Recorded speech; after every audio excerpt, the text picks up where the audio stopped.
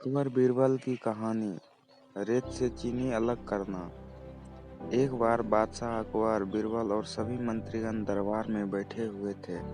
सभा की कार्यवाही चल रही थी। एक एक करके राज्य के लोग अपनी समस्याएं लेकर दरबार में आ रहे थे। इसी बीच वहां एक व्यक्ति दरबार में पहुंचा। उसके हाथ में एक मर्तबान था। सभी उस मर्तबान की ओर देख रहे थे। तभी अकबर ने उस व्यक्ति से पूछा, क्या है इस मर्तबान में? उसने कहा, महाराज, इसमें चीनी और रेत का मिश्रण है। अकबर ने फिर पूछा, किस लिए?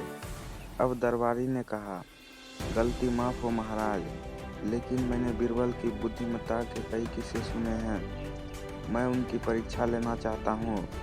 मैं यह चाहता हूँ कि बीरबल इस रेत में से बिना पानी का इस्तेमाल किए चीनी का एक एक दाना अलग कर दे।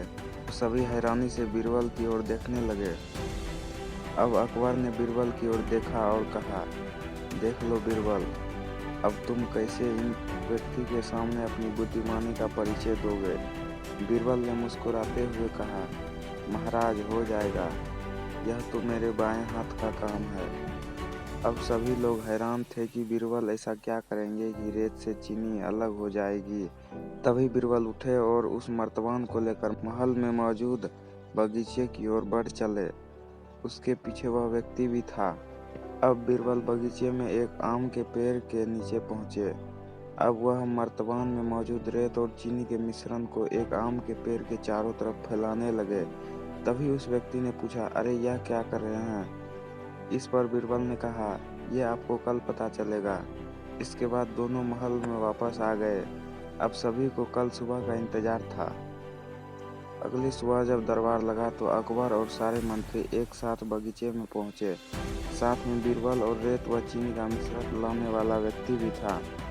सभी आम के पेड़ के पास पहुंच गए। सभी ने देखा कि अब वहां सिर्फ रेत पड़ी हुई है। दरअसल रेत में मौजूद चीनी को चींटियों ने निकालकर अपने बिल में इकट्ठा कर लिया था और बची हुई चीनी को कुछ चींटियां उठाकर अपने बिल में ले जा रही थी। इस पर उस व्यक्ति ने पूछा, चीनी कहाँ गई? तो बीरबल ने कहा, रेत से चीनी अलग हो गई है। सभी जोर जोर से हंसने लगे।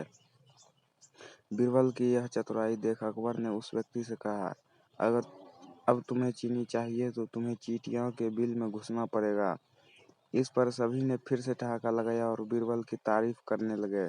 कहानी से सीख, किसी को नीचा दिखाने का प्रयास आपके लिए हानिकारक हो सकता है।